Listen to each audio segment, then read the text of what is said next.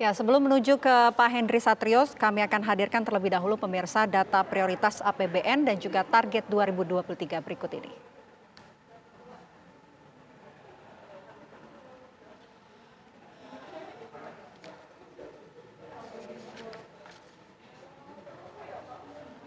Ya, bidang perlindungan sosial ini berada di kisaran 349 triliun rupiah hingga 332 triliun rupiah.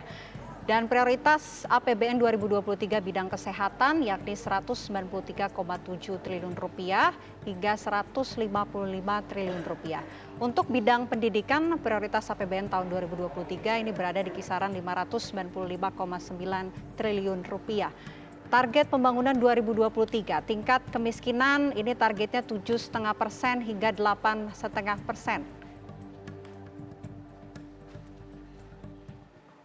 Oke, Mas Henry Satrio, ini Anda tadi sudah menyaksikan mungkin rapat yang sudah berlangsung sejak pagi tadi. Bagaimana menurut Anda dari perspektif politik, apa yang berbeda dari sidang tahunan DPR kali ini?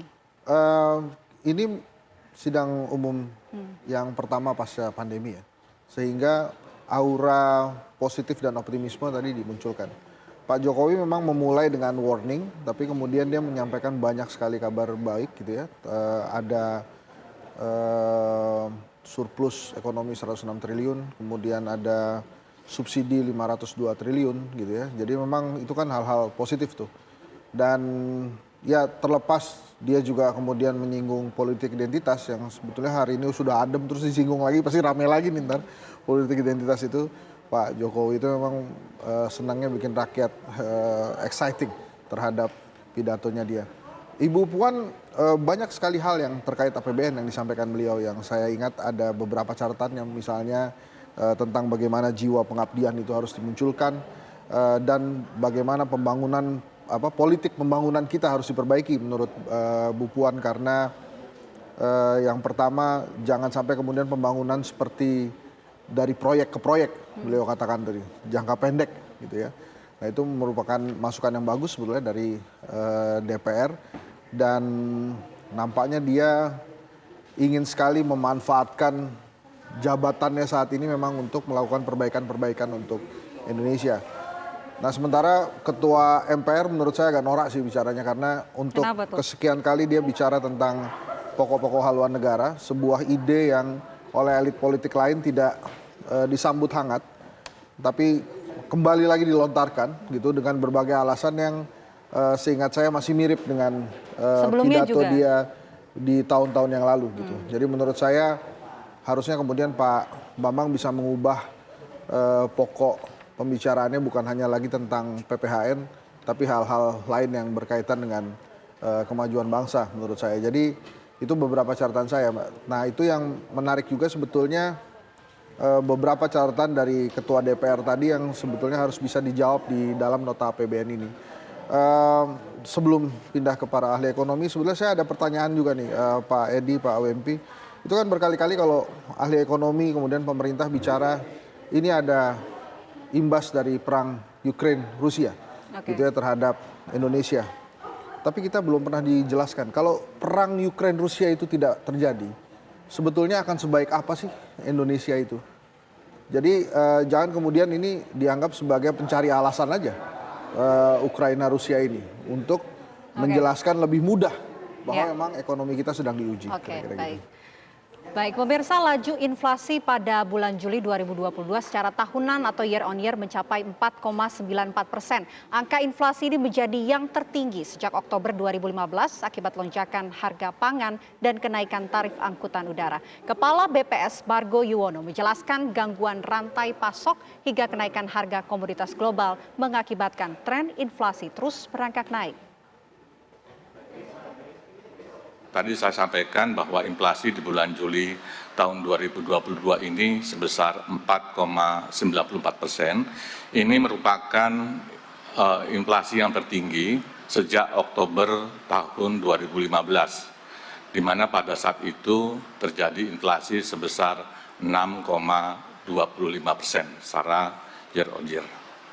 Pada bulan Juli, komponen harga bergejolak itu memberikan andil inflasi tertinggi pada bulan Juli 2022 kalau dihitung secara man-to-man, di mana komponen harga bergejolak itu memberikan andil sebesar 0,25%.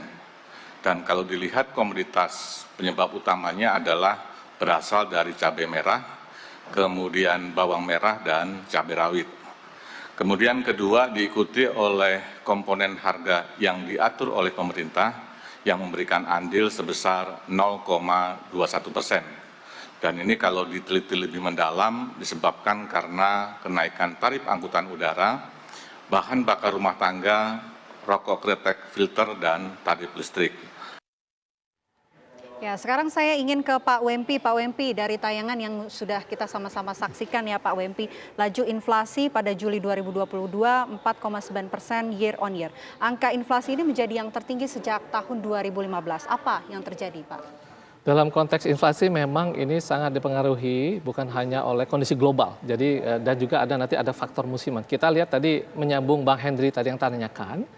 Begitu terjadi perang di Ukraina, maka rantai pasok itu terdisrupsi, terganggu. Bagaimana cara terganggunya? Pengiriman barang yang dari Laut Mati, dari pelabuhan, karena kita tahu Ukraina dan Rusia itu produsen beberapa produk komoditi penting dunia. Mulai dari bahan makanan, wheat, kemudian rapeseed oil, kemudian ada juga pupuk dan lain-lain. Sehingga dengan tertahannya pasokan dari kedua negara itu mengganggu supply yang ada di global. Karena barangnya sedikit, maka tentunya harga menjadi meningkat. Nah, karena harga meningkat tadilah itu mendorong inflasi global. Kemudian ditransmisikan, karena dalam konteks transmisi inflasi global tadi, kita lihat beberapa otoritas moneter di berbagai negara itu melakukan penyesuaian kebijakan. Salah satunya adalah karena peningkatan inflasi di negara mereka melakukan adjustment terhadap suku bunga acuannya. Nah, disinilah transmisi dari pengetatan kebijakan moneter karena peningkatan suku bunga, kemudian inflasi global yang meningkat tadi, itu kemudian mempengaruhi ke seluruh negara yang lain. Disinilah kita mendapatkan tadi dari Pak Kepala BPS menyampaikan 4,94% untuk inflasi year on year di bulan Juli 2022. Ini sebenarnya kalau kita lihat Mbak Vena, Pak Edi, Pak Hendri, itu ada 3 komponen ya. Dari sisi core inflation itu kira-kira 2,9%. Dari sisi volatile food itu yang besar itu mungkin sekitar 11%, dan dari sisi administered price yaitu yang barang-barangnya dikendalikan harganya oleh pemerintah itu sebesar 6,5%. Nah di sini kita lihat core-nya inilah core inflation adalah salah satu indikasi bagaimana interaksi supply dan demand yang nyata di dalam perekonomian kita, sehingga ini yang dipantau oleh teman-teman BI. Tentunya yang administered price tadi karena harga-harga energi, harga dari transportasi dan lain-lain itu juga mempengaruhi, dan kita tahu harga aftur itu juga meningkat cukup tinggi di sana. Sedangkan untuk volatile food, bawang merah, cabai rawit dan lain-lain, ini banyak sekali dipengaruhi bukan hanya masalah pasokan tetapi karena faktor musiman. Jadi ada faktor curah hujan dan lain-lain yang mungkin akan mempengaruhi produksi dari harga-harga bahan pokok tersebut. Jadi kondisi 4,94% ini secara year on year masih dikatakan terkendali karena kita dari sisi perekonomian domestik kita tumbuh cukup tinggi kemarin 5,44%, dan ini ditunjang betul oleh kenaikan dari konsumsi masyarakat. Ada sisi baiknya sebenarnya, mengapa 5,5% dari konsumsi itu menjadi suatu pemicu pertumbuhan di Q2 2022. Ini karena semacam ada pent up demand. Jadi permintaan yang kemarin sudah siap tersimpan dan sekarang tuh keluar. Buktinya apa? Pertama mobilitas masyarakat semakin meningkat. Kalau kita lihat misalnya kalau dengan pengukuran Google Mobility Index itu sudah di atas 20, angkanya 20 indeks. Jadi ini sudah sangat positif. Yang kedua, kita lihat juga retail sales juga banyak sekali. Sekarang di mall ramai sekali. Kemudian di berbagai kegiatan kita tahu kemarin pada saat Hari Raya Lebaran, Idul Fitri kemarin untuk pertama kali semuanya mudik. Padat sekali dan ini mendorong konsumsi yang sangat besar. Dan ketiga, kita juga lihat dari spending dari Mandiri Spending Index. Ini juga meningkat. Jadi kegiatan konsumsi masyarakat ini sangat menunjang pertumbuhan ekonomi khususnya di tahun 2022 ini sampai dengan Q2, dan kita harapkan konsumsi ini akan terus meningkat sampai dengan akhir tahun. Oke, baik Pak Wempi. Berikut kami hadirkan pemirsa JPX asumsi dasar ekonomi makro berikut ini.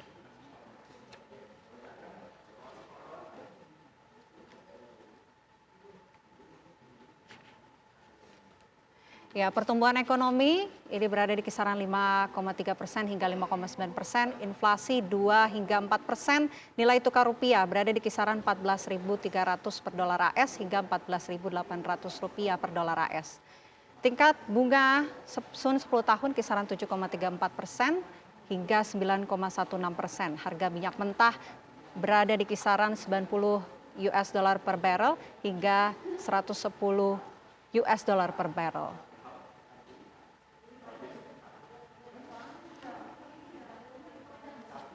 Ya, sekarang saya mau ke Pak Edi ini dari KSP. Pak Edi, yang tadi kita sama-sama saksikan di layar kaca, ini sesuai Pak dengan era PBN yang disiapkan? Ya mestinya seperti itu ya, karena itu kan asumsi-asumsi yang digunakan oleh khususnya Kementerian Keuangan ya, atau pemerintah secara umum untuk menyusun. Dan sebenarnya kalau kita bilang asumsi itu kan semacam target juga sebenarnya gitu ya. Tadi ada katakanlah target-target ekonomi makro gitu ya. Jadi ini ada asumsi yang berbau target juga. Jadi itu menjadi tantangan kita untuk ujian. Seperti pertumbuhan ekonomi itu kan semacam target ya gitu ya. Nah tadi saya pengen juga ikut merespon tadi Mas Hendri tadi, itu pertanyaannya menarik nih. Kan selalu disebut nih Ukraina, Rusia nih. Emangnya kalau nggak ada terus kayak apa ya? Kalau nggak ada gimana? Iya, saya pikir kalau mau fair sebenarnya memang bukan hanya Ukraina, Rusia ya penyebabnya ya. Nah kenapa sering disebut? Karena itu baru gitu ya. Kalau pandemi kan udah sering kita sebut-sebut gitu ya. Jadi sebenarnya yang tadi disebut Mas Wempi ada gangguan rantai pasok itu sudah terjadi sejak pandemi. Jadi saya ingat betul tuh banyak pengusaha-pengusaha eksportir yang ngeluh ke KSP juga gitu ya. Pak, kita tahan dulu, kita langsung bergabung menuju sidang tahunan MPR DPR RI berikut ini.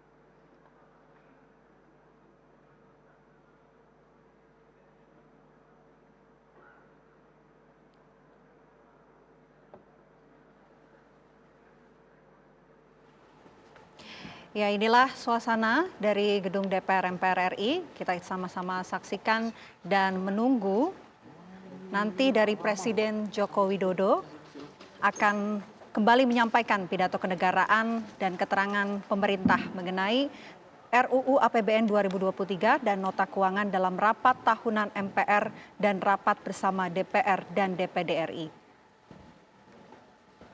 Ya, nota keuangan ini dilaksanakan setiap tahun menjelang Hari Ulang Tahun Republik Indonesia, tepatnya setiap tanggal 16 Agustus.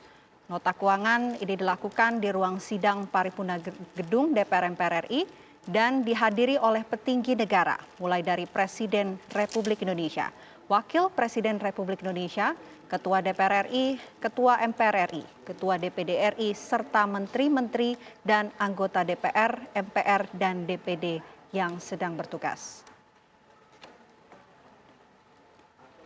Kita sama-sama menunggu jalannya penyampaian RUU APBN 2023 dan nota keuangan yang nanti akan langsung disampaikan oleh Presiden Republik Indonesia Joko Widodo. Salam sejahtera untuk kita semua. Om Swastiastu, Namo Buddhaya, salam kebajikan.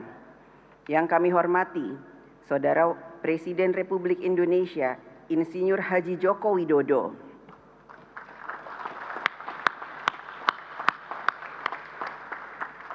Yang kami hormati, Saudara Wakil Presiden Republik Indonesia, Dr. Honoris Causa, Kiai Haji Ma'ruf Amin.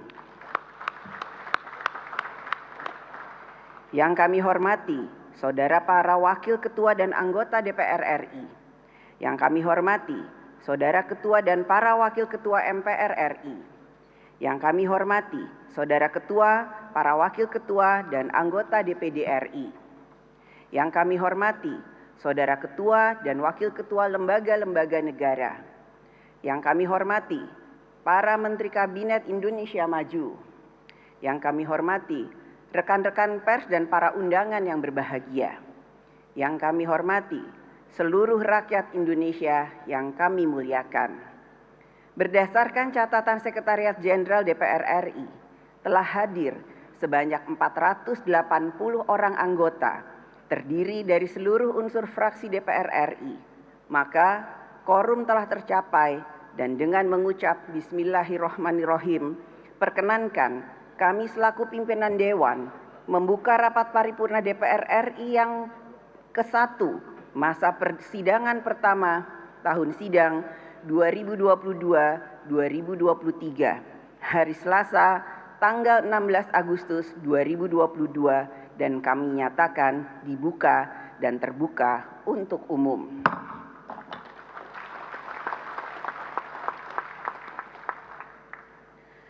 Rapat paripurna DPR RI pada siang hari ini memiliki 2 agenda, yaitu pertama, pidato Ketua DPR RI dalam rangka pembukaan masa persidangan 1 tahun sidang 2022-2023. Kedua, pidato Presiden Republik Indonesia pada penyampaian keterangan pemerintah atas rancangan Undang-Undang tentang Anggaran Pendapatan dan Belanja Negara tahun anggaran 2023 beserta nota keuangannya.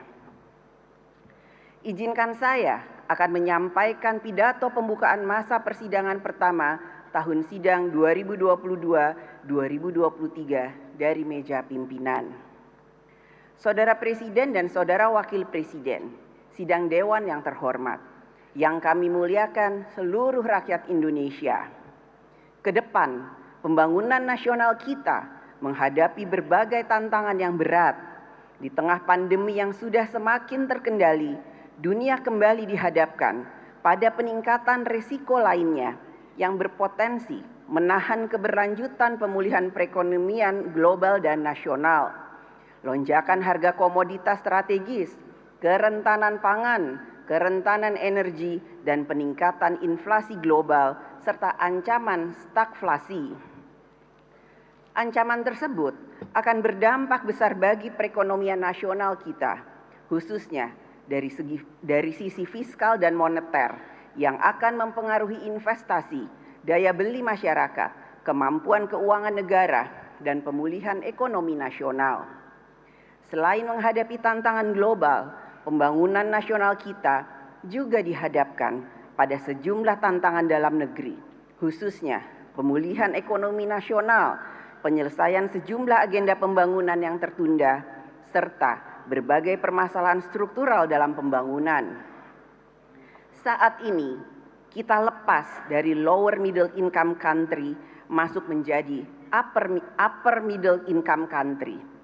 Kita perlu terus melakukan perubahan struktural, menciptakan tenaga kerja terampil, inovasi teknologi yang ramah lingkungan dan efisien, serta iklim usaha yang kondusif. Dengan jalan ini, kita patut optimis menuju high income country. Dalam menuju high income country, maka postur kemakmuran ekonomi harus berubah. Kemakmuran ekonomi dirasakan oleh segenap rakyat di seluruh tanah air. Meskipun ketimpangan ekonomi atau Gini rasio kita menunjukkan kecenderungan menurun, namun piramida ekonomi kita menunjukkan kesenjangan. Tren urbanisasi yang makin berkembang ke depan harus kita mitigasi sejak dini. Kita terus mengalami degradasi tenaga kerja sektor pertanian dari tahun ke tahun. Alih fungsi lahan pertanian dan produktivitas tanaman pangan rakyat tidak cukup berkembang untuk menopang kemandirian pangan. Resiko kita mengalami defisit pangan akan jauh lebih besar. Suplai pangan yang sebagian bertumpu pada impor membawa kerentanan yang serius. Resiko atau pasokan yang berakibat pada kelangkaan stok dan kenaikan harga, serta resiko gejolak kurs mewajibkan kita membayar lebih mahal. Suplai stok pangan dan energi dunia akibat konflik geopolitik global harus menjadi pelajaran serius kita dalam meningkatkan kemandirian pangan dan ketahanan energi nasional. Perlahan, kita harus mulai mengurangi kecanduan ekspor komoditas. Kita perlu memperkuat kebijakan investasi yang diarahkan pada menguatnya industri nasional dalam mengelola nilai tambah komoditas ekspor. Pesatnya perkembangan teknologi seiring dengan tuntutan global terhadap ekonomi yang ramah lingkungan akan mendorong penggunaan teknologi baru dalam pengelolaan sumber daya alam. Politik pembangunan harus memiliki prinsip pembangunan berkelanjutan terhadap pengelolaan sumber daya alam. Inovasi teknologi dan perkembangan sains akan membuat dunia ke depan menjalani perubahan yang lebih cepat. Kita menghadapi level playing field yang tidak sama dalam hal kemajuan teknologi. Negara-negara maju mencapai beberapa langkah ke depan dalam pencapaian inovasi teknologi di banyak bidang. Menghadapi ini semua, tidak ada pilihan lain. Tidak ada pilihan bagi kita untuk tidak investasi besar-besaran pada sumber daya manusia. Kita perlu fokuskan sistem pendidikan keahlian pada sains, teknologi, engineering, dan matematik untuk mengantisipasi kebutuhan dan disrupsi pasar tenaga kerja di tengah perkembangan teknologi. Namun, fondasi pendidikan dasar anak-anak kita terkait budi pekerti, gotong royong, berbudi luhur haruslah tetap menjadi ruh dan identitas jiwa bangsa.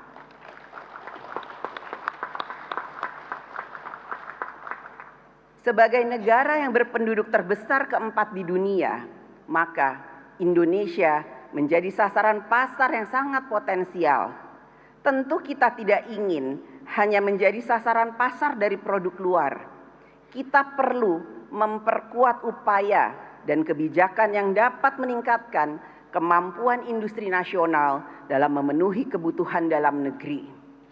Upaya ini dapat dimulai dari belanja APBN dan APBD yang semakin banyak menggunakan produk dan dari industri nasional.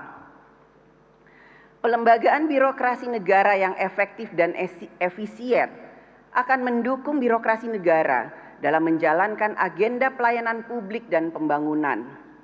Cerita reformasi birokrasi sesungguhnya merupakan cerita lama. Telah banyak kajian tersedia, berbagai kebijakan telah dirumuskan, segala tingkatan regulasi telah ditetapkan, bahkan reformasi birokrasi senantiasa mewarnai kebijakan rencana pembangunan jangka menengah nasional. Kepeloporan dan kedisiplinan para pemimpin, baik di pusat maupun di daerah, sangat diperlukan. Indikator kerja reformasi birokrasi perlu dipertajam, sehingga dapat memberikan penilaian atas kerja birokrasi yang semakin baik dalam melayani dan menyelesaikan urusan rakyat. Itulah sebagian dari permasalahan struktural pembangunan yang perlu menjadi perhatian kita bersama. Dan masih banyak lagi pekerjaan rumah kita untuk menyelesaikan permasalahan struktural dalam pembangunan nasional. Masa sidang ini memasuki tahun keempat dari periode masa jabatan DPR RI dan Presiden 2019 sampai 2024. Menjadi suatu kesempatan yang semakin mendesak dalam menuntaskan secara bertahap sejumlah permasalahan struktural dalam pembangunan nasional melalui tugas konstitusional yang diamanatkan rakyat melalui fungsi-fungsi di DPR dan pemerintah. Saudara Presiden dan Saudara Wakil Presiden, sidang Dewan yang terhormat, yang kami muliakan seluruh rakyat Indonesia. Sejak tahun 2019 hingga saat ini, sejumlah undang-undang yang telah selesai dibahas DPR RI bersama pemerintah, sejumlah 43 undang-undang melalui alat kelengkapan Dewan DPR RI adalah sebagai berikut. Komisi 1 dan Wakil Pemerintah telah menyelesaikan 2 undang-undang. Komisi 2 dan Wakil Pemerintah telah menyelesaikan 16 undang-undang. Komisi 3 dan Wakil Pemerintah telah menyelesaikan 4 undang-undang. Komisi 5 dan Wakil Pemerintah telah menyelesaikan 1 undang-undang. Komisi 6 dan Wakil Pemerintah telah menyelesaikan 3 undang-undang. Komisi 7 dan Wakil Pemerintah telah menyelesaikan 1 undang-undang.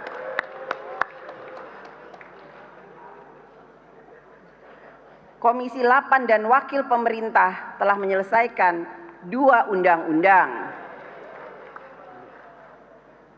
Komisi 9 dan Wakil Pemerintah telah menyelesaikan 4 undang-undang. Badan Legislasi dan Wakil Pemerintah telah menyelesaikan 6 undang-undang.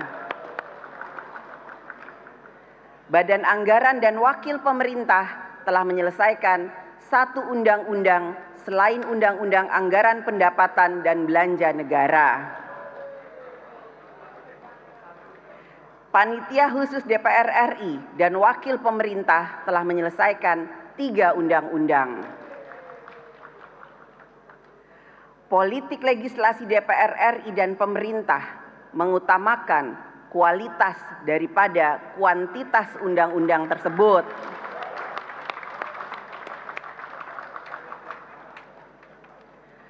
Pembentukan undang-undang merupakan pekerjaan kolektif yang ditempuh melalui pembahasan bersama antara DPR RI dan pemerintah.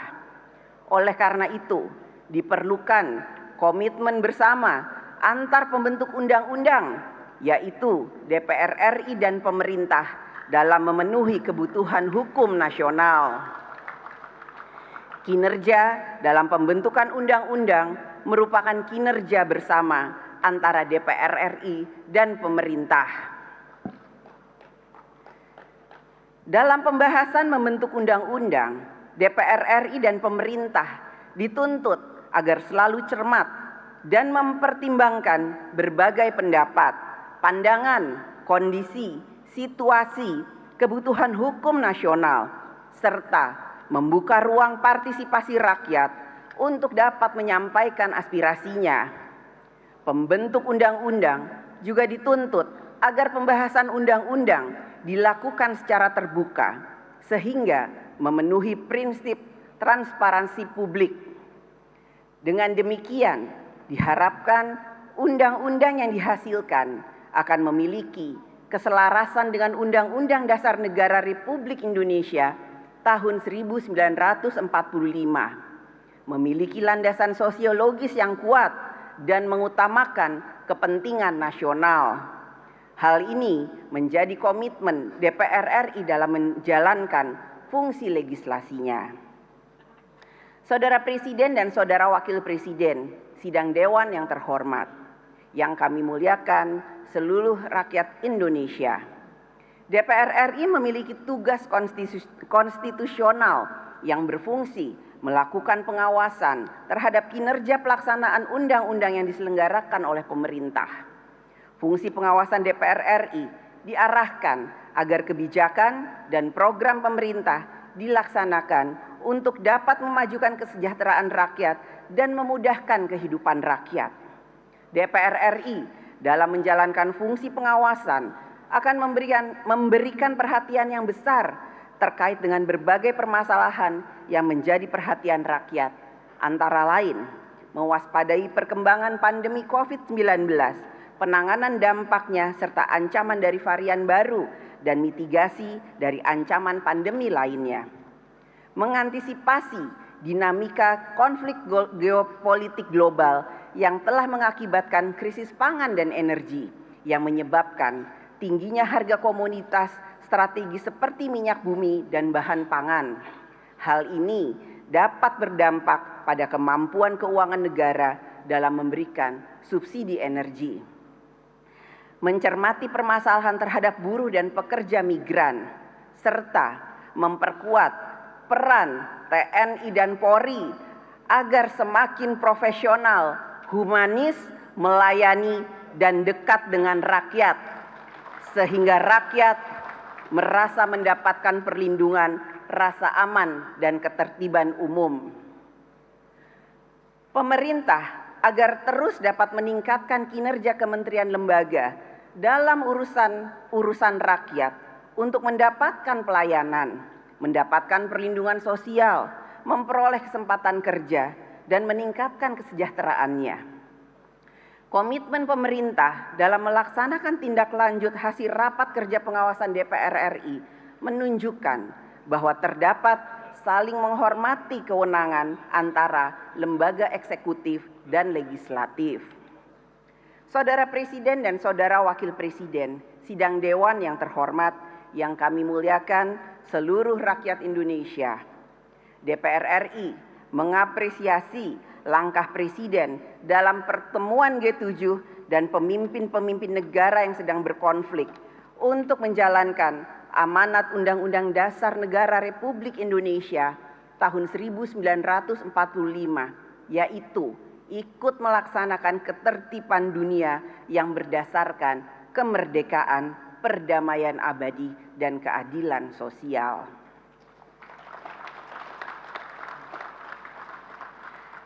DPR RI akan ikut berperan dalam mensukseskan presidensi Indonesia di G20, penyelenggaraan P20 yang merupakan forum ketua parlemen negara-negara G20 akan menjadi momentum dalam memperkuat kolaborasi untuk menghadapi tantangan global pada masa yang akan datang.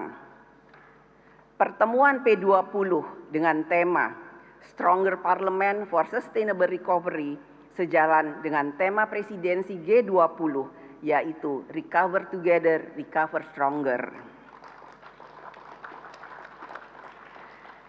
Dalam P20 akan dibahas 4 isu prioritas, yaitu akselerasi pembangunan berkelanjutan dan ekonomi hijau, ketahanan pangan dan energi, serta tantangan ekonomi, parlemen yang efektif dan demokrasi dinamis, serta inklusi sosial, kesetaraan gender, dan pemberdayaan perempuan. Keempat isu tersebut sangat relevan dalam rangka pemulihan global pasca pandemi dan berbagai permasalahan aktual global yang dihadapi saat ini. DPR RI akan memberikan perhatian dan fokus pada isu ketahanan pangan yang menjadi bagian dari isu pembangunan berkelanjutan dan ekonomi hijau. Diperlukan komitmen bersama agar setiap negara dapat membangun kedaulatan pangannya tanpa dihalangi dengan berbagai hambatan, termaksud isu-isu yang sering dikaitkan dengan perdagangan bebas. DPR RI dalam mendukung pembangunan berkelanjutan dan ekonomi hijau telah melakukan langkah nyata, yaitu dengan mengusulkan rancangan undang-undang energi baru dan terbarukan sebagai usul inisiatif DPR RI, serta akan mulai menggunakan solar cell untuk memenuhi 25% kebutuhan listrik di gedung DPR RI. Hasil dari P20 diharapkan dapat menetapkan sebuah kesepakatan bersama yang dapat mendorong adanya aksi nyata dalam merespon berbagai masalah global tersebut di atas.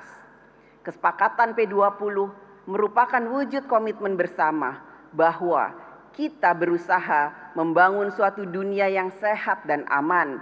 Kita berusaha membangun suatu dunia di mana setiap orang dapat hidup dalam suasana damai. Kita berusaha membangun suatu dunia di mana terdapat keadilan dan kesejahteraan untuk semua orang. DPR RI akan mendorong parlemen negara anggota P20 untuk terus melakukan kerjasama sehingga dapat mencapai target yang diharapkan melalui kepemimpinan Indonesia pada P20. Saudara Presiden dan Saudara Wakil Presiden, sidang Dewan yang terhormat, yang kami muliakan seluruh rakyat Indonesia.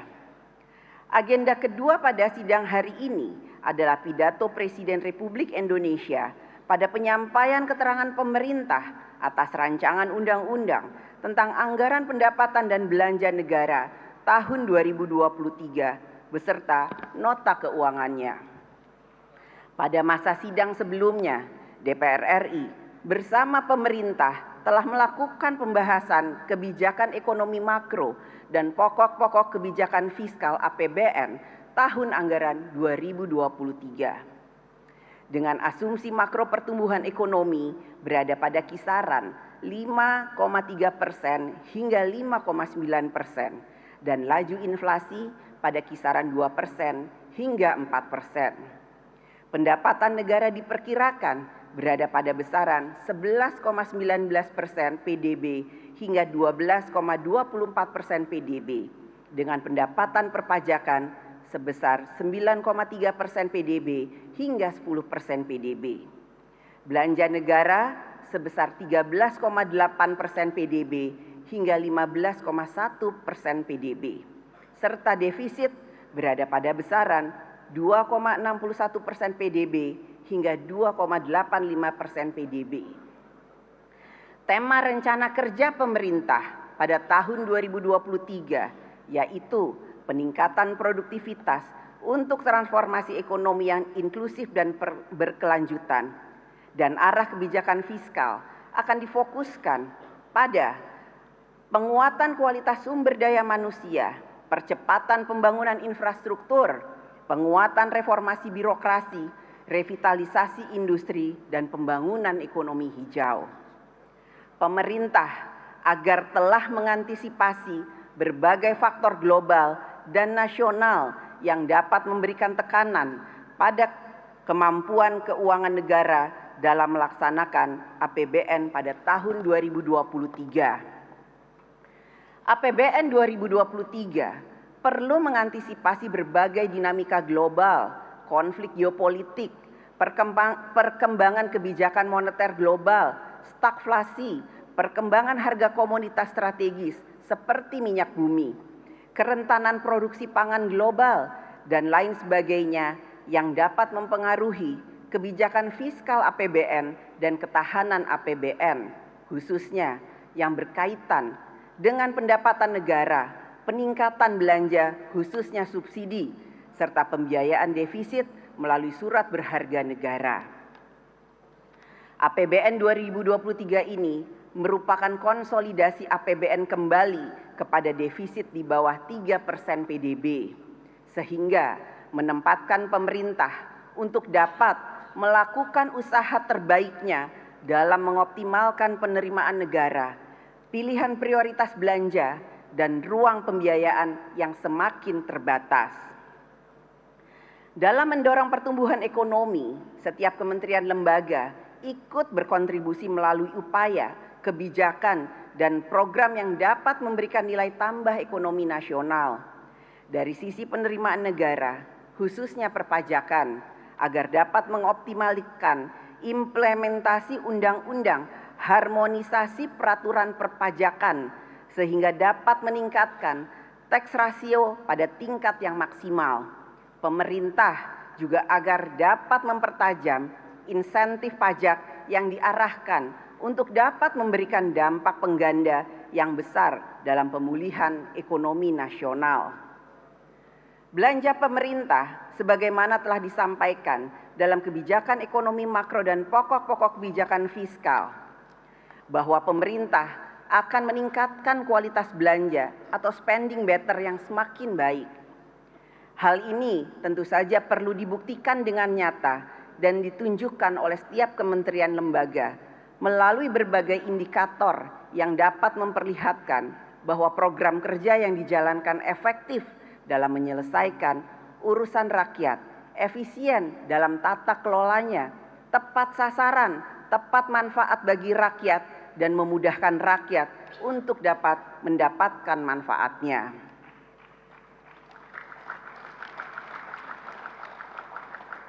Dalam kondisi pemulihan sosial dan ekonomi, maka APBN 2023 juga dituntut untuk dapat berfungsi dalam menggerakkan roda ekonomi, melakukan perlindungan daya beli, menyediakan perlindungan sosial, serta mengamankan produktivitas sektor pangan, sektor energi, dan memperkuat industri strategis nasional.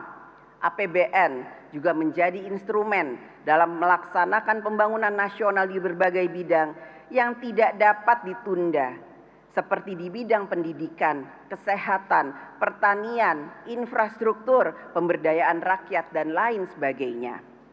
Pemerintah agar telah merumuskan program kerja untuk meningkatkan ketahanan energi nasional dan ketahanan pangan di tengah ancaman krisis global terkait energi dan pangan.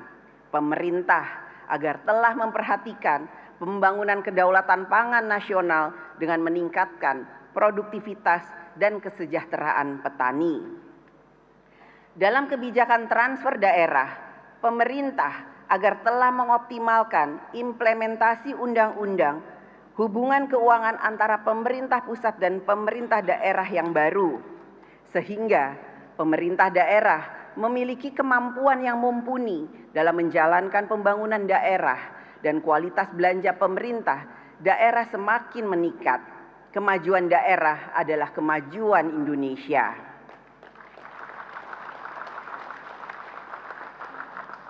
Begitu berat dan banyaknya tugas yang akan dilaksanakan melalui instrumen APBN. Oleh karena itu, pemerintah agar telah menyusunnya secara cermat, efektif, dan efisien. Dalam ruang fiskal yang terbatas, konsolidasi fiskal APBN 2023 kembali membatasi besaran defisit pada nilai 3% dari PDB. Pemerintah agar telah mengantisipasi besaran defisit APBN 2023 yang dapat menyediakan ruang fiskal yang antisipatif terhadap beban kenaikan belanja pemerintah pusat, khususnya akibat krisis energi, serta tetap dapat mengelola pembiayaan agar dapat memberikan ruang fiskal bagi APBN pada tahun-tahun berikutnya. DPR RI akan mendukung upaya terbaik pemerintah dalam menjaga kemampuan APBN, baik melalui tata kelola alokasi APBN maupun melalui langkah politik hukum, sehingga dapat menjalankan fungsi APBN untuk menanggulangi kemiskinan, mensejahterakan rakyat, menyelenggarakan pemerintah, dan atau dalam mengantisipasi krisis ekonomi. Berbagai kesepakatan, rekomendasi, dan catatan dalam pembicaraan pendahuluan di kebijakan ekonomi makro dan pokok-pokok kebijakan fiskal agar telah dirumuskan pemerintah di dalam kebijakan dan program kerja pemerintah pada RAPBN tahun 2023 dan nota keuangannya. APBN sebagai instrumen untuk meningkatkan kesejahteraan semakin dituntut untuk memberikan hasil dan manfaat yang dirasakan sebesar-besarnya oleh rakyat.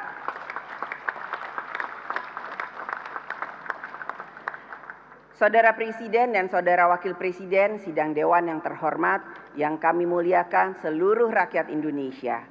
Demikian pidato pembukaan masa persidangan pertama tahun sidang 2022-2023. Selanjutnya, marilah kita mendengarkan pidato Presiden Republik Indonesia pada penyampaian keterangan pemerintah atas rancangan undang-undang tentang anggaran pendapatan dan belanja negara tahun anggaran 2023 beserta nota keuangannya. Kepada Saudara Presiden, kami persilahkan.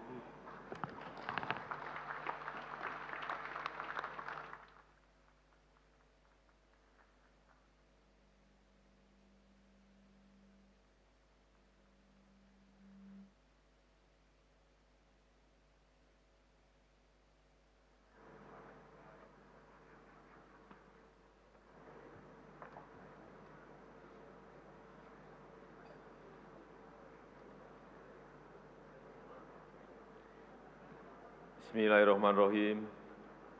Assalamualaikum warahmatullahi wabarakatuh. Selamat siang, salam sejahtera bagi kita semuanya.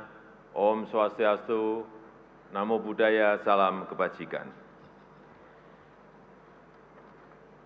Yang saya hormati Wakil Presiden Republik Indonesia, Bapak Profesor Dr. H.C.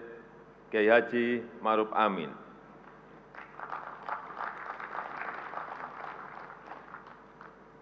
Yang saya hormati Ketua, Pimpinan, dan Anggota Dewan Perwakilan Rakyat Republik Indonesia. Yang saya hormati Ketua, Pimpinan, dan Anggota Dewan Perwakilan Daerah Republik Indonesia. Yang saya hormati Ketua dan Pimpinan Lembaga-lembaga negara. Yang saya hormati para Menteri Kabinet Indonesia Maju, Jaksa Agung, Panglima TNI, Kapolri, dan Kepala Lembaga Pemerintahan. Bapak Ibu, hadirin sekalian yang berbahagia, serta saudara-saudara sebangsa dan setanah air. Alhamdulillah, Indonesia mendapatkan apresiasi sebagai salah satu negara yang berhasil mengatasi pandemi dan memulihkan ekonominya dengan cepat. Pemulihan ekonomi Indonesia dalam tren yang terus menguat, tumbuh 5,01% di triwulan pertama 2022 dan menguat signifikan menjadi 5,44% di triwulan kedua tahun 2022. Sektor-sektor strategis seperti manufaktur dan perdagangan tumbuh secara ekspansif, didukung oleh konsumsi masyarakat yang mulai pulih serta solidnya kinerja ekspor. Neraca perdagangan telah mengalami surplus selama 27 bulan berturut-turut. Sektor manufaktur yang mengalami pemulihan kuat menopang tingginya kinerja ekspor nasional. Hal ini mencerminkan keberhasilan strategi hilirisasi industri yang kita jalankan sejak tahun 2015. Tingginya kinerja ekspor juga didukung oleh sektor pertambangan seiring dengan meningkatnya harga komoditas global. Sektor transportasi dan akomodasi yang paling terdampak pandemi juga mulai mengalami pemulihan, masing-masing tumbuh 21,3% dan 9,8% pada triwulan kedua tahun 2022. Pada Juli 2022, indikator Purchasing Managers Index (PMI) juga meningkat menjadi 51,3%, mencerminkan arah pemulihan yang semakin kuat pada semester yang kedua. Laju inflasi Indonesia masih jauh lebih moderat dibandingkan dengan negara lain.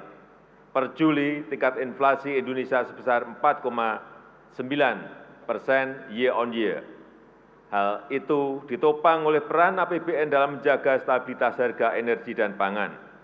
Konsekuensinya, anggaran subsidi dan kompensasi energi pada tahun 2022 meningkat menjadi 502 triliun rupiah.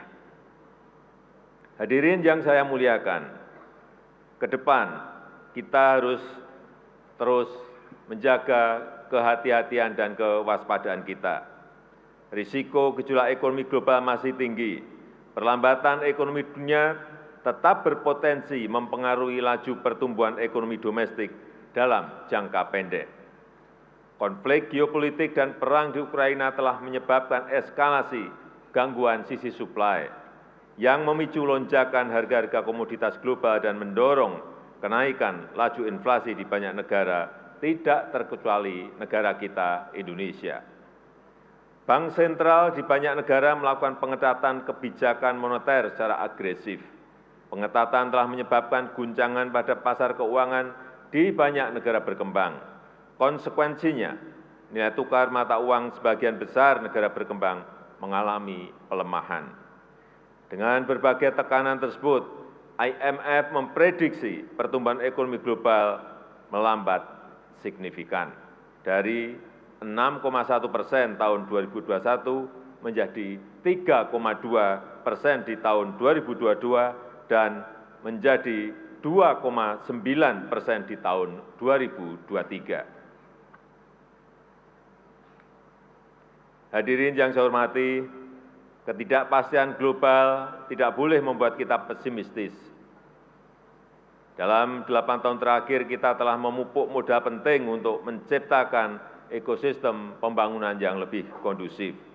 Pembangunan infrastruktur secara masif, perbaikan kualitas sumber daya manusia, serta penyederhanaan aturan berusaha dan berinvestasi merupakan upaya-upaya kunci untuk memperkuat fondasi perekonomian nasional menghadapi tantangan-tantangan di masa depan. Transformasi struktural terus kita pacu untuk membangun mesin pertumbuhan ekonomi yang lebih solid dan berkelanjutan. Hilirisasi industri untuk meningkatkan nilai tambah ekonomi terus diperkuat. Ekonomi hijau terus didorong. Penggunaan produk dalam negeri harus diprioritaskan guna mengurangi ketergantungan impor.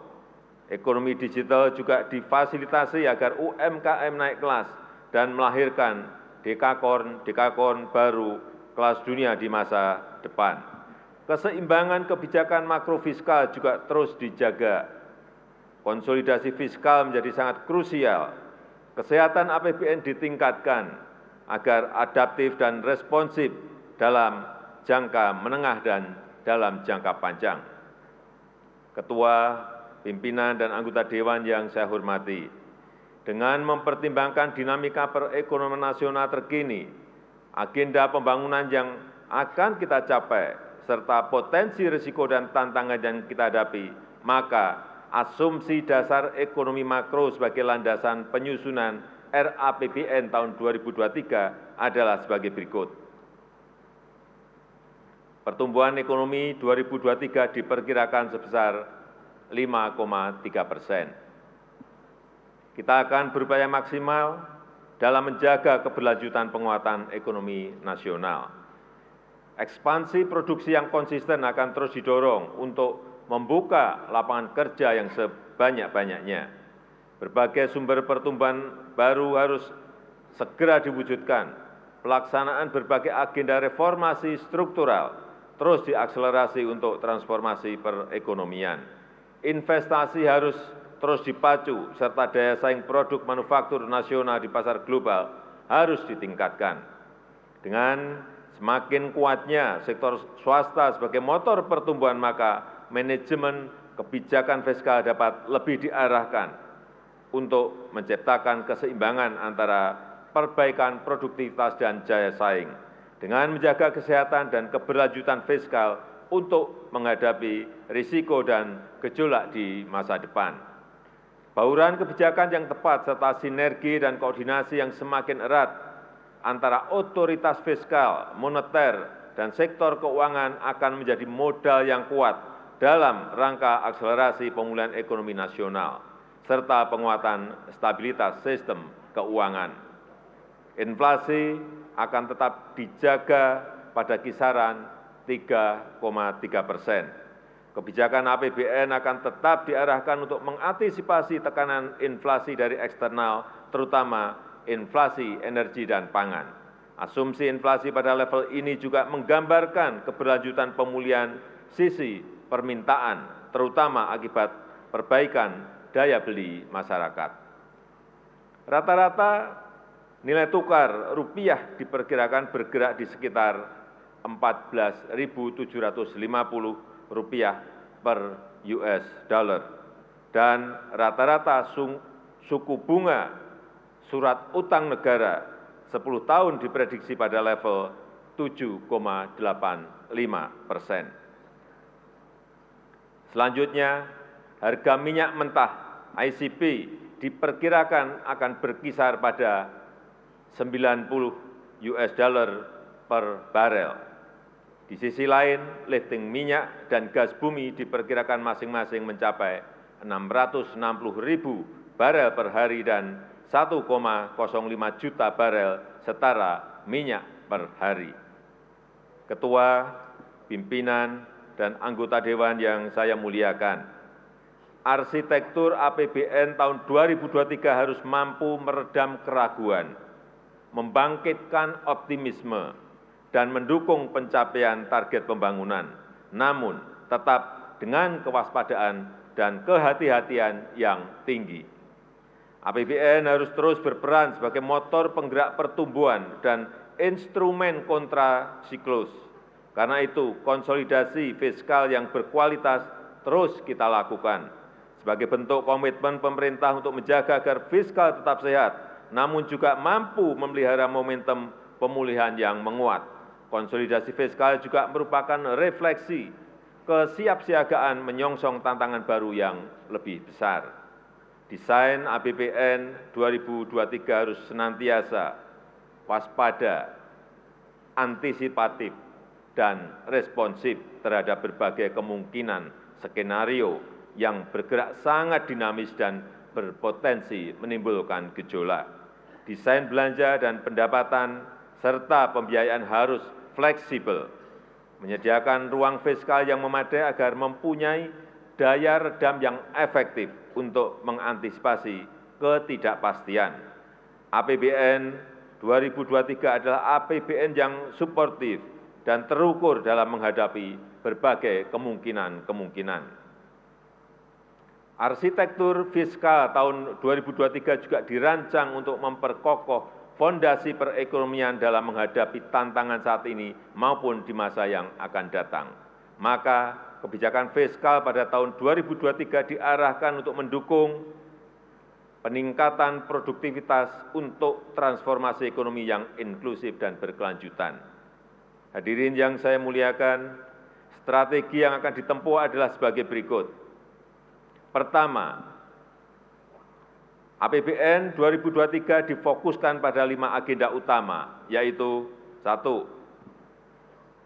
Penguatan kualitas SDM unggul yang produktif, inovatif, dan berdaya saing melalui peningkatan kualitas pendidikan dan sistem kesehatan, serta akselerasi reformasi sistem perlindungan sosial. 2. Akselerasi pembangunan infrastruktur pendukung transformasi ekonomi, khususnya pembangunan infrastruktur di bidang energi, pangan, konektivitas, serta teknologi informasi dan komunikasi. 3. Pemantapan efektivitas implementasi reformasi, birokrasi, dan penyederhanaan regulasi. 4. Pelaksanaan revitalisasi industri dengan mendorong hilirisasi untuk meningkatkan aktivitas ekonomi yang bernilai tambah tinggi dan berbasis pada ekspor. Dan 5. Mendorong pembangunan dan pengembangan ekonomi hijau. Kedua, tahun 2023 merupakan momentum untuk melaksanakan konsolidasi fiskal yang berkualitas, agar pengelolaan fiskal tetap menjaga keseimbangan antara kemampuan kontrasiklus dengan upaya pengendalian risiko pembiayaan. Konsolidasi dan reformasi fiskal harus terus dilakukan secara menyeluruh, bertahap dan terukur, dimulai dari penguatan sisi pendapatan negara, perbaikan sisi belanja, dan pengelolaan pembiayaan yang hati-hati. Reformasi fiskal di sisi penerimaan dijalankan dengan optimalisasi pendapatan yang ditempuh melalui penggalian potensi, perluasan basis perpajakan, peningkatan kepatuhan wajib pajak, dan optimalisasi pengelolaan aset serta inovasi layanan. Dengan demikian, rasio perpajakan dapat meningkat dan memperkuat ruang fiskal kita dengan tetap menjaga iklim investasi, keberlanjutan dunia usaha, dan melindungi daya beli masyarakat. Di sisi belanja, reformasi dijalankan dengan peningkatan kualitas belanja yang ditempuh melalui pengendalian belanja yang lebih efisien, lebih produktif, dan menghasilkan multiplier effect yang kuat terhadap perekonomian, serta efektif untuk mendukung program-program pembangunan prioritas dan peningkatan kesejahteraan masyarakat. Inovasi di sisi pembiayaan difokuskan untuk mendorong pembiayaan yang fleksibel dengan kehati-hatian melalui kerjasama pemerintah dan badan usaha KPBU yang lebih terintegrasi dalam pembiayaan infrastruktur, penguatan peran lembaga pengelola investasi, serta pendalaman pasar obligasi negara. Ketua, pimpinan, dan anggota Dewan yang saya hormati dan yang saya muliakan. Gambaran besar arsitektur RAPBN 2023 adalah sebagai berikut. Belanja negara dalam RAPBN 2023 direncanakan sebesar Rp3.041,7 triliun yang meliputi belanja pemerintah pusat sebesar Rp2.230 triliun, serta transfer ke daerah sebesar Rp811,7 triliun. Anggaran kesehatan direncanakan sebesar Rp169,8 triliun atau 5,6% dari belanja negara. Anggaran tersebut akan diarahkan untuk melanjutkan penanganan pandemi, reformasi sistem kesehatan, percepatan penurunan stunting, serta kesinambungan program JKN. Percepatan penurunan stunting dilakukan melalui perluasan cakupan seluruh kota, kabupaten di Indonesia dengan penguatan sinergi di berbagai institusi.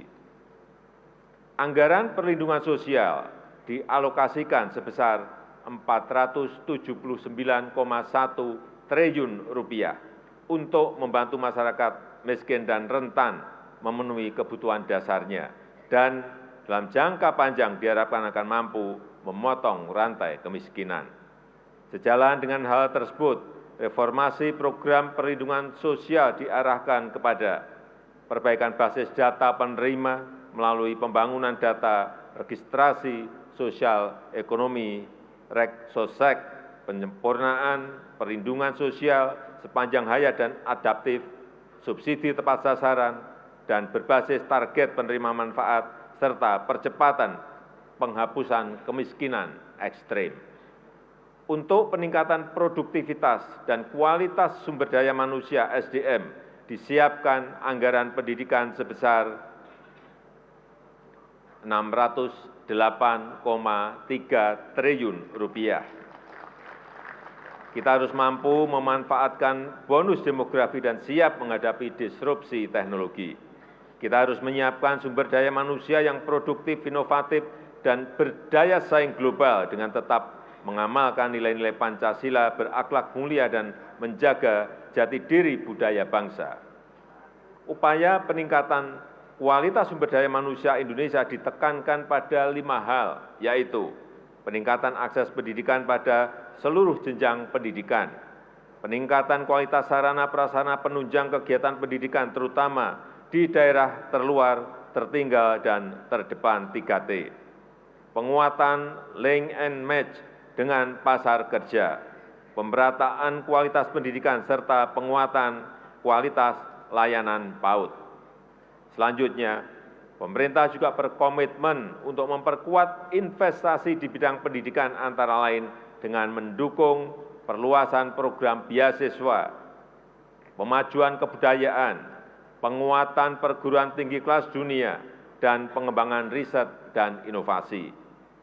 Pembangunan infrastruktur dianggarkan sebesar Rp392 triliun yang diarahkan untuk mendukung penguatan penyediaan pelayanan dasar, mendukung peningkatan produktivitas melalui infrastruktur konektivitas dan mobilitas, menyediakan infrastruktur energi dan pangan yang terjangkau, andal dan memperhatikan aspek lingkungan, serta pemerataan infrastruktur dan akses teknologi informasi dan komunikasi.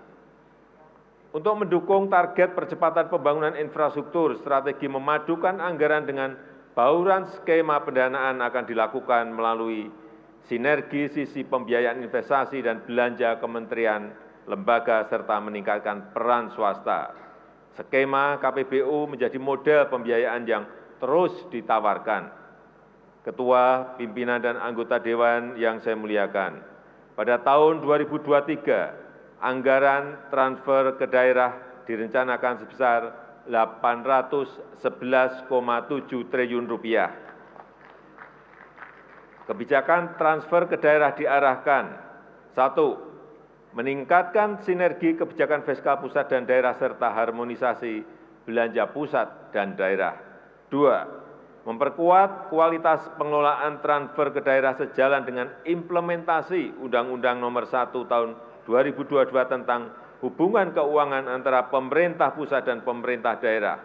3. Memperkuat penggunaan transfer ke daerah untuk mendukung sektor-sektor prioritas. 4. Meningkatkan kemampuan perpajakan daerah dengan tetap menjaga iklim investasi, kemudahan berusaha dan kesejahteraan masyarakat, serta 5. Mengoptimalkan pemanfaatan belanja daerah untuk penguatan akses dan kualitas layanan publik.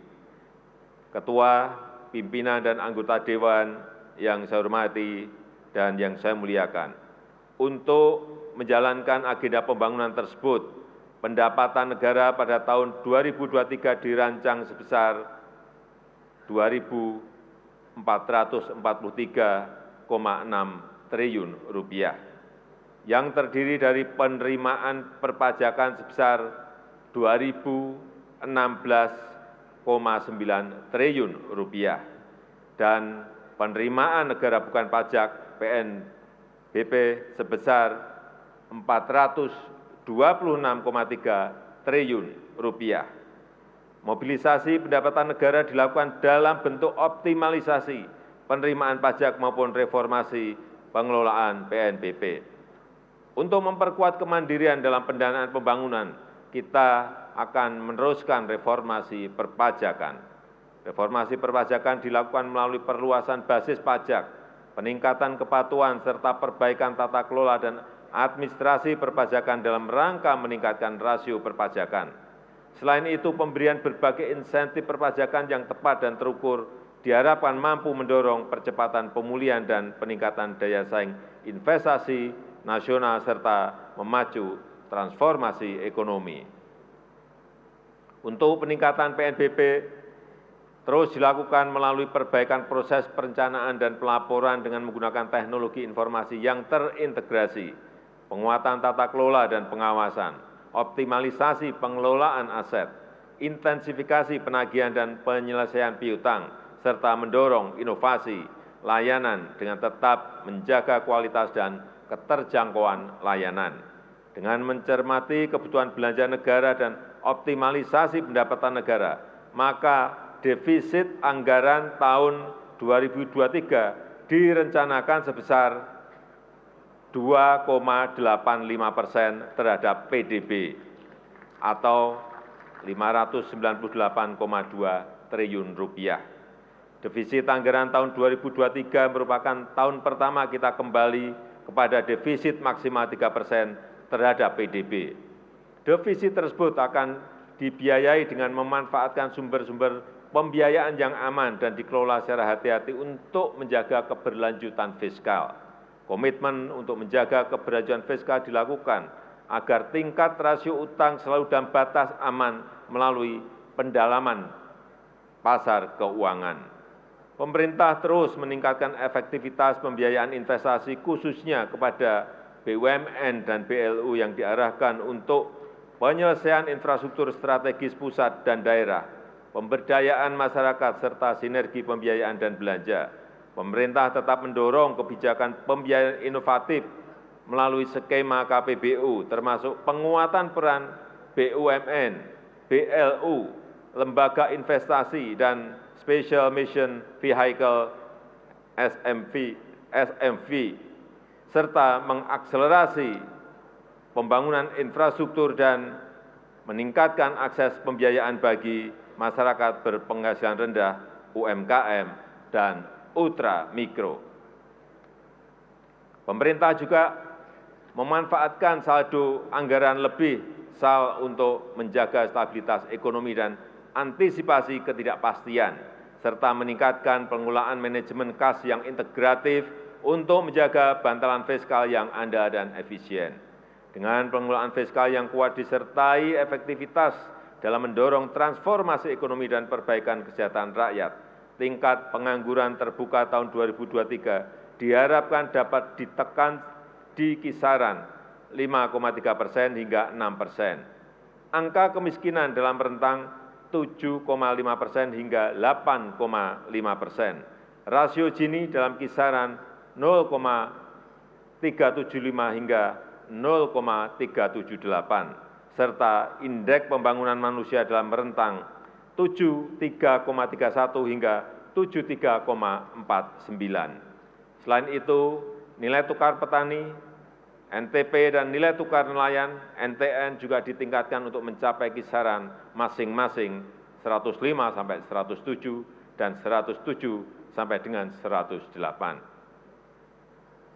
Hadirin yang saya muliakan, demikianlah keterangan pemerintah atas rancangan undang-undang tentang anggaran pendapatan dan belanja negara tahun anggaran 2023 serta nota keuangannya. Besar harapan kami, pembahasan RAPBN tahun 2023 ini dapat dilakukan secara konstruktif demi mewujudkan Indonesia maju berdasarkan Pancasila dan UUD 1945. Semoga Allah SWT senantiasa memberikan rahmat dan ridho-Nya bagi kita semua dalam melaksanakan tugas dan amanah dari seluruh rakyat Indonesia. Dirgahayu Republik Indonesia, Dirgahayu Negeri Pancasila, Merdeka! Terima kasih. Wassalamualaikum warahmatullahi wabarakatuh. Om Santi Santi Santi Om Namo Buddhaya.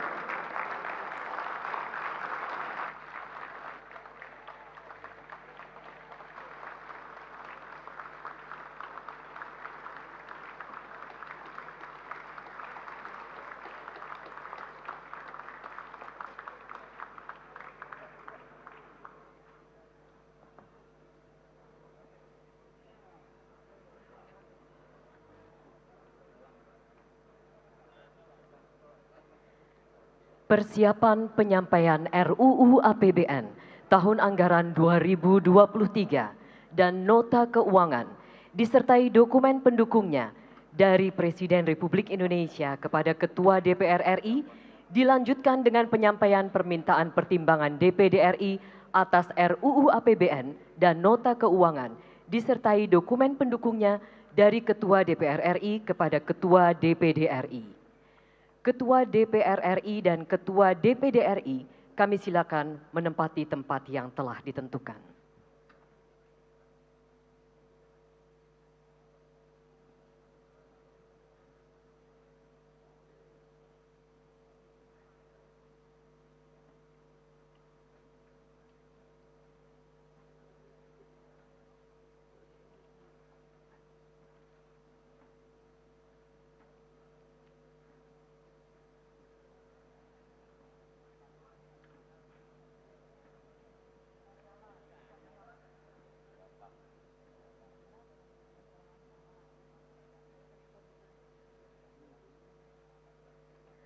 Mohon perkenan Presiden Republik Indonesia untuk maju ke tempat yang telah ditentukan.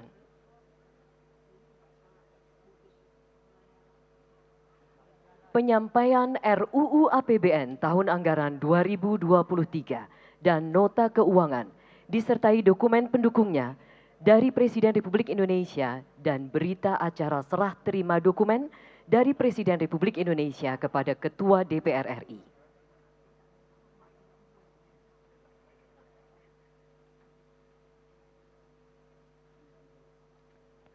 Penyampaian permintaan pertimbangan DPD RI atas RUU APBN tahun anggaran 2023 dan nota keuangan disertai dokumen pendukungnya dari Ketua DPR RI kepada Ketua DPD RI.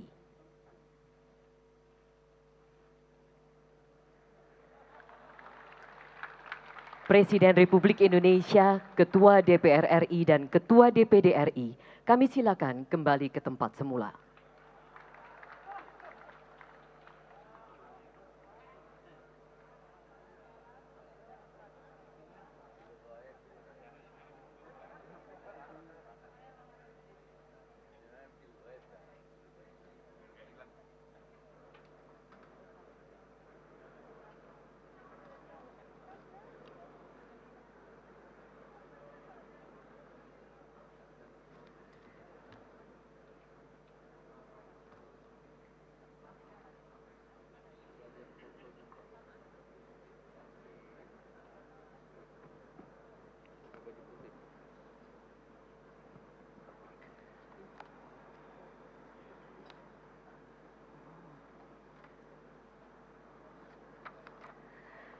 Saudara Presiden dan Saudara Wakil Presiden Sidang Dewan yang terhormat, yang kami muliakan seluruh rakyat Indonesia.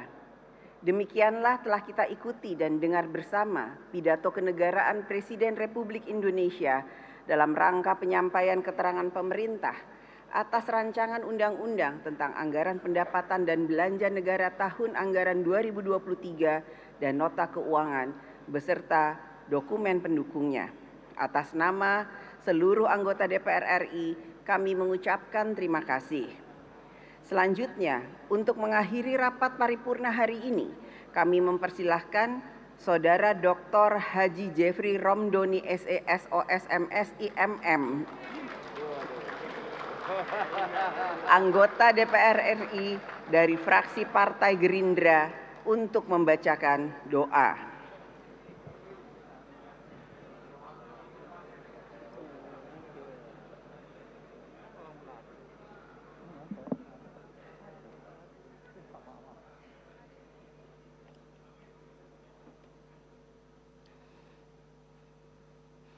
Bismillahirrahmanirrahim. Assalamualaikum warahmatullahi wabarakatuh.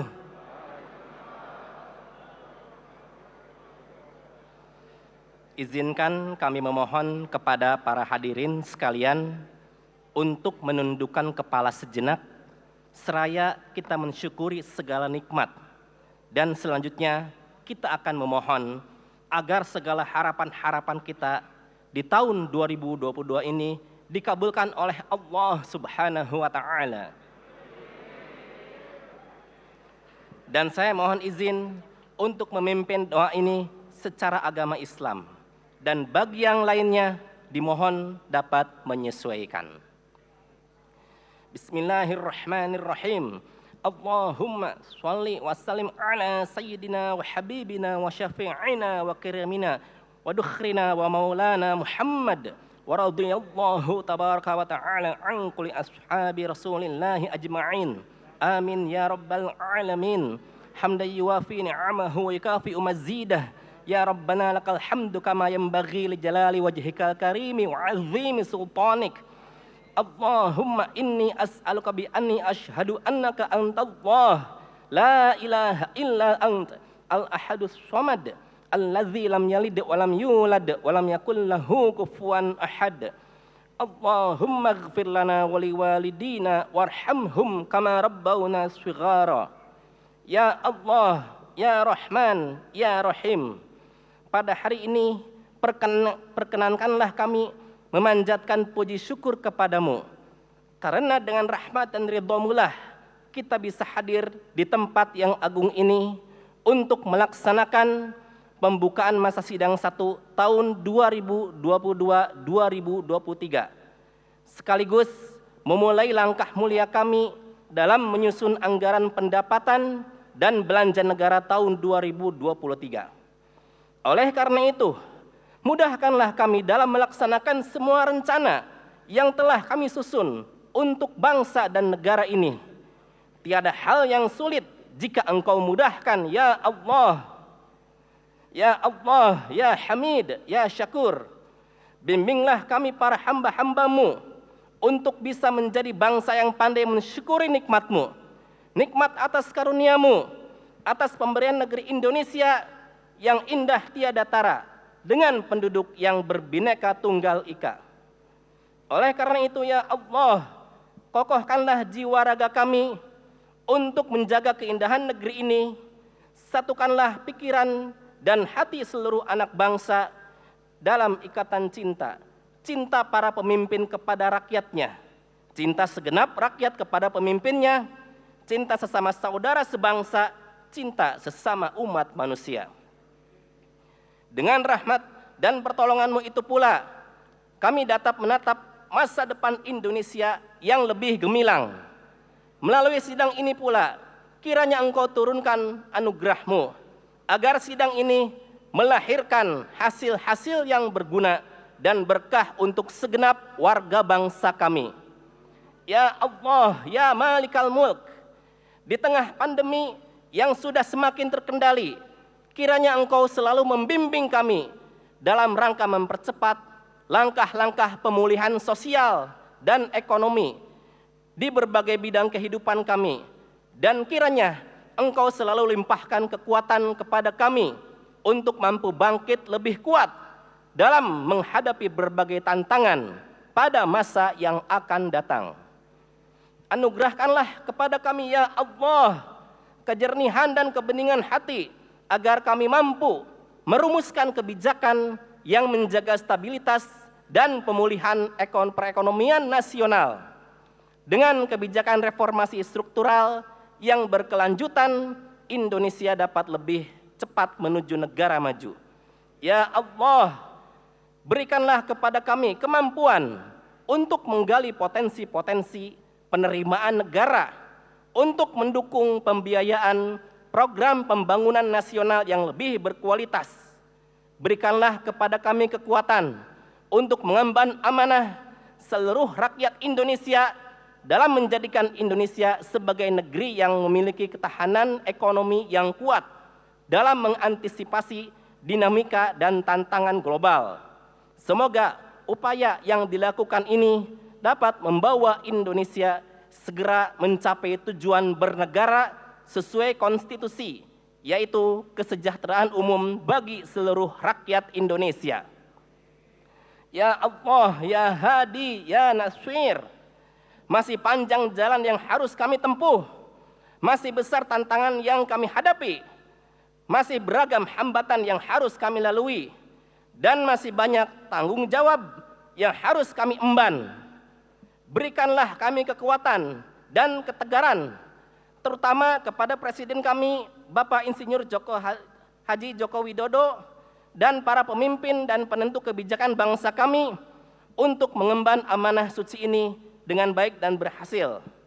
Ya Mujibas Sa'ilin, wahai Zat yang maha mendengar dan mengabulkan doa-doa hambanya, kabulkanlah permohonan dan doa kami. Allahumma inna na'udzubika min jahdil bala wa daraktis syaqa wa su'il qada wa syamatatil a'da. Allahumma la sahla illa ma ja'altahu sahla wa anta taj'alu hazna idza syi'ta sahla. Allahumma kfina bihalalika an haramika wa aghnina bifadlika amman siwak. Allahumma inna na'udzubika min ilmin la yanfa' wa qalbin la yakhsha' wa du'a'in la yusma' wa nafsin la tashba'. Rabbana zalamna anfusana wa illam taghfir lana wa tarhamna lanakunanna minal khasirin. Rabbana atina fid dunya hasanah wa fil akhirati hasanah wa qina azaban nar. wa sallallahu ala sayyidina Muhammadin wa ala alihi wa sahbihi wasallam. Subhana rabbika rabbil izzati amma yasifun wa salamun alal mursalin walhamdulillahi rabbil alamin. Wassalamualaikum warahmatullahi wabarakatuh.